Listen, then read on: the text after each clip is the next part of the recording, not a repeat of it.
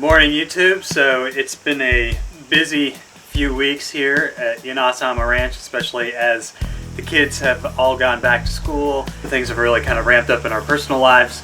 The nice thing about this time of year is it's finally starting to cool off in North Carolina, so the weather is a lot more bearable than it was through the months of July and August, which are probably my least favorite months living in the South.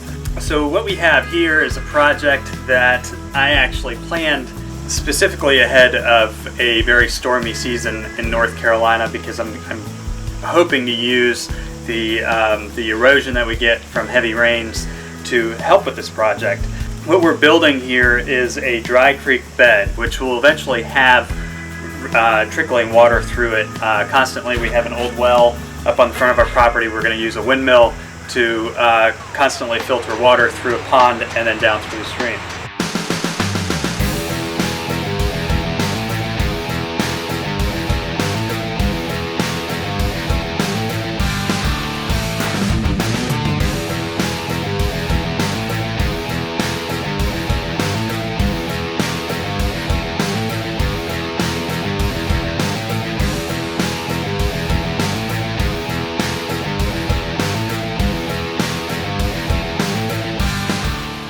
One of the reasons why we want this creek bed right here in front of the house is because we have a lot of water that comes off of the roof of the house and traditionally has flooded this area, which is why we, while we were building the house, we put in a crush and run path here, was to help give us something to walk on.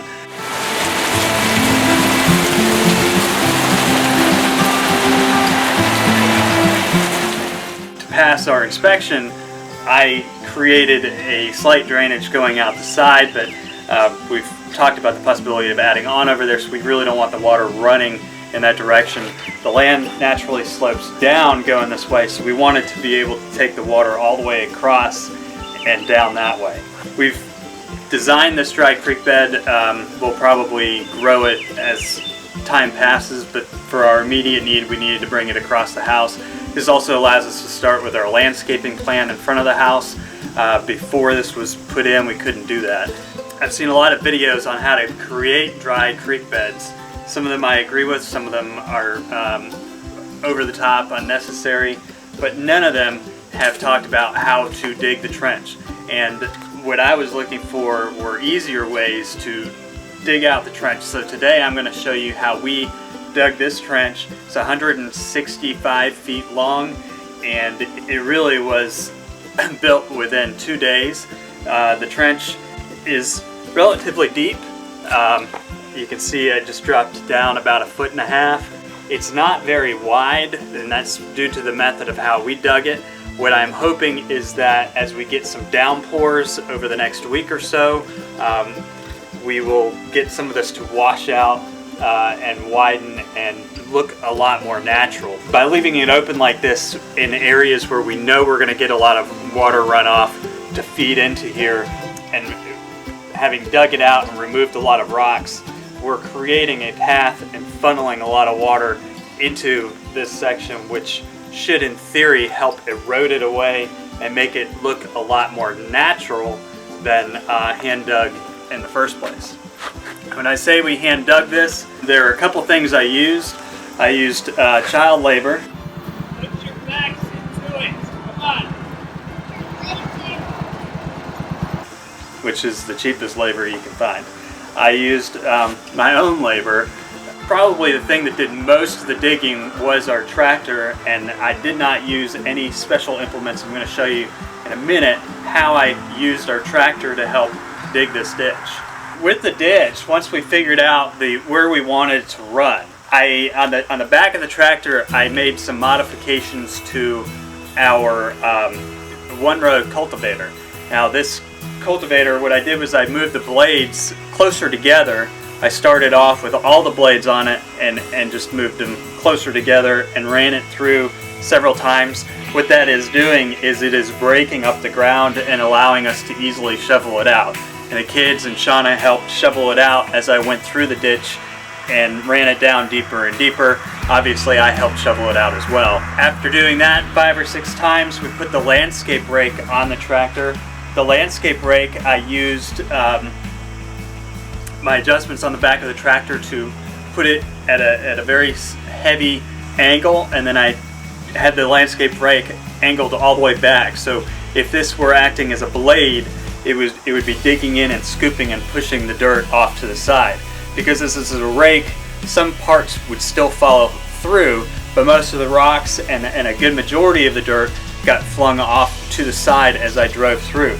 And I angled that rake at both angles and ran that through the ditch, about 5 to 6 times, which got us deeper in the center.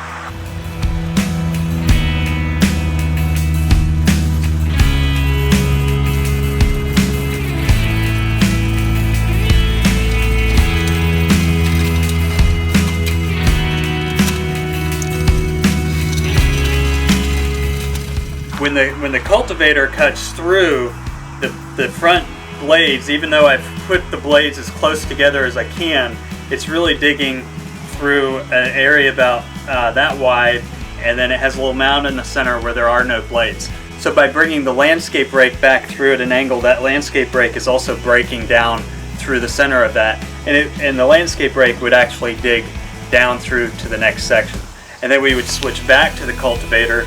As I got towards the end of the cultivator, I only had 4 of the blades or tongs coming down on the cultivator to dig through the trench. I also used a lot of cinder blocks on the cultivator to help it dig into the ground. We also used the adjustments on the back of the tractor to lower the cultivator so that with the hydraulics fully below, the tractor was basically straddling this ditch, which made it sit about 1.5 feet higher than where we were actually digging. So again, we used the adjustments on the tractor to help get it down lower, and then the cinder blocks would help really make sure that the weight was digging into the ground. And then again, after we run through each time, we're shoveling out the loose dirt, which can be a little bit of a tedious process, but it's important to get as much loose dirt and rocks up out of your ditch as possible, especially if you're planning on using water erosion to help widen or deepen the ditch in the future. We used 3 different types of tools for this project. Obviously we used a spade shovel because these are meant for digging, and we had to break up a lot of the dirt in the center, especially starting the dig. The spade shovel was probably the most effective tool at digging. We also used these flat shovels. These shovels were really good once the ground was broken up to scoop out large amounts of dirt. You can generally get a bigger scoop with one of these shovels than you can with the spade shovel because you have a little more surface area, and it's basically designed for scooping. So we actually had more flat shovels on this job. We had about 3 of them going with the kids and Shauna, and then we had the spade shovel for really digging down and breaking up the ground.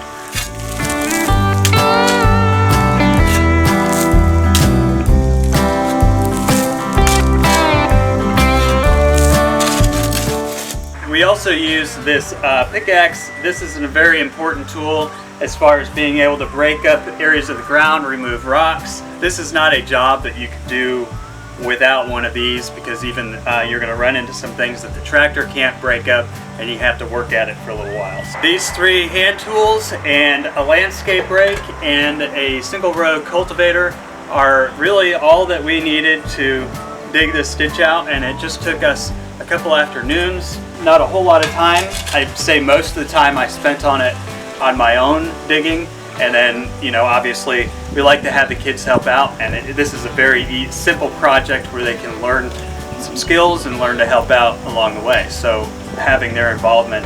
You should screenshot that and send it to me so that I can make it look cute. Oh, okay. It's partly just for them, teaching them a few things about a little manual labor. Yeah. The objective now is that hopefully as we get some rain, the water is going to be rushing in, and we have 2 sides of our roof, and we've trenched so that the water will directly come into this ditch. We're hoping that we'll get enough runoff and enough rainwater to really kind of dig out even more of the ditch. It'll knock away some of the sides, And then after we're satisfied with the depth and the width of this ditch, we'll be adding our rocks to this, and we'll explain to you and show you how we're placing our boulders and different methods for doing that as well. So if you're thinking about building a creek bed on your property or a dry creek bed, watch this project. This will initially be a dry creek bed. We're eventually going to turn it into a manually fed creek bed, but we'll get into that probably much further in the future. What did Daddy just do?